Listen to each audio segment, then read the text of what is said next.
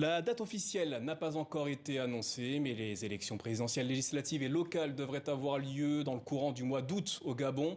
Plusieurs personnalités politiques ont déjà annoncé leur candidature. En revanche, le président Ali Bongo Ondimba demeure silencieux quant à ses intentions. Pour en parler, ce soir, nous recevons une figure de l'opposition au Gabon, Alexandre Barrot-Chambrier, ancien ministre des Mines, président du Rassemblement pour la Patrie et la Modernité. Bonsoir et merci d'être avec nous. Bonsoir à vous. Dimanche, au Palais des Sports de Libreville, le président Ali Bongo Ondimba s'est exprimé devant ses partisans sur l'AVC dont il a été victime en octobre 2018. Un exercice de transparence, que vous a-t-il inspiré? Cela nous a inspiré un peu de l'étonnement parce que normalement, quand il y a un anniversaire, c'est pour faire un bilan de ce qui a été fait pendant 7 ans. Vous vous rendez compte, 7 ans, c'est énorme.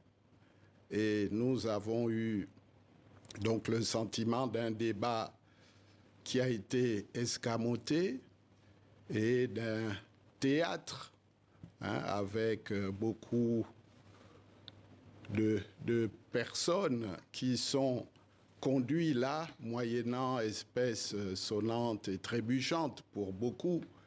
Et tout cela n'augure rien de bon. Parler de sa santé, c'est vrai, ça peut être un acte de courage, à condition que l'on en tire les conséquences. En 2019, vous émettiez des doutes quant aux capacités physiques du président gabonais d'exercer ses fonctions. Le discours qu'il a prononcé ce dimanche vous a-t-il rassuré? Mais pas du tout, puisque lui-même nous a dit que ça fait qu'il a été absent pendant 5 ans, ce qui suscite beaucoup d'interrogations. Et nous voyons bien qu'il est diminué fortement. Et ce que nous sommes en droit d'attendre d'un patriote, c'est qu'il puisse prendre du repos, qu'il pense à lui, qu'il pense à sa santé.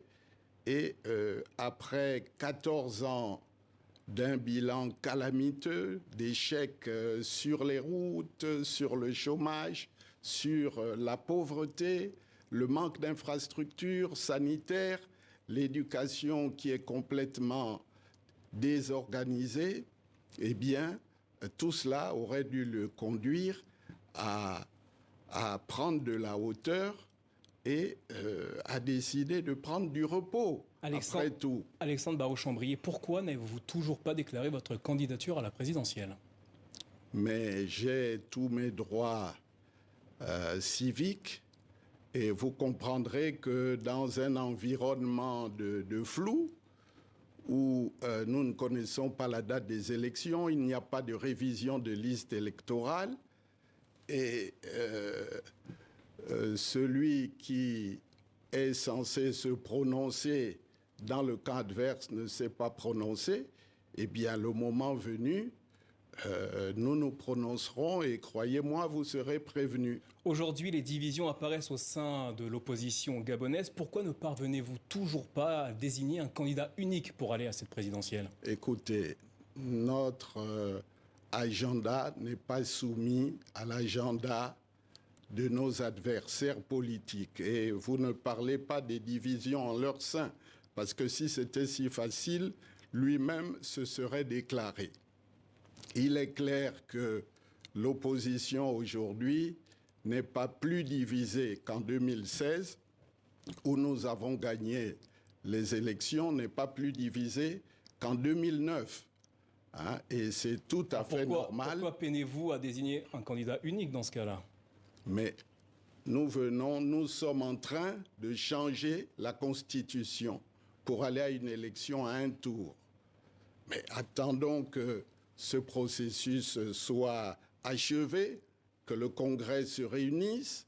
Attendons d'avoir la date des élections, que les listes électorales soient révisées, et nous avons le temps. Souvenez-vous qu'en 2016, c'est 15 jours avant que le président Ping a été désigné candidat unique de l'opposition. Le scrutin présidentiel se jouera à un seul tour et non plus à deux, comme ce fut le cas en 2016. Vous dites à ce sujet qu'il s'agit d'un recul démocratique. Qu'est-ce qui vous amène à penser cela? Mais on ne peut pas décider quelque chose en 2017 avec le même pouvoir et en 2023 ne pas appliquer ce qui a été décidé pour les présidentielles et faire le contraire, revenir en arrière. Il est évident que dans le cadre d'un scrutin à un tour, celui qui est élu peut l'être au-dessous de la majorité absolue. Et c'est un problème par rapport à la légitimité nécessaire pour asseoir des réformes. Contrairement en 2016, il n'y aura pas d'observateurs électoraux de l'Union européenne lors de la prochaine présidentielle au Gabon. Raison invoquée par le Premier ministre gabonais, ils auraient contribué à aggraver la situation au Gabon. Partagez-vous cette analyse? Non, nous nous inscrivons en faux. Simplement, ils veulent faire leur petite affaire entre eux, magouiller, tricher, et penser qu'on va les laisser faire comme cela s'est passé en 2016.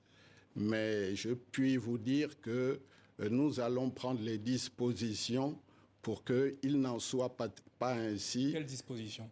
Mais les dispositions pour sécuriser les élections, pour avoir des scrutateurs dans tous les bureaux de vote, pour mettre des brigades de surveillance, des dispositions pour que celui qui gagne soit effectivement connu et pour qu'il soit proclamé.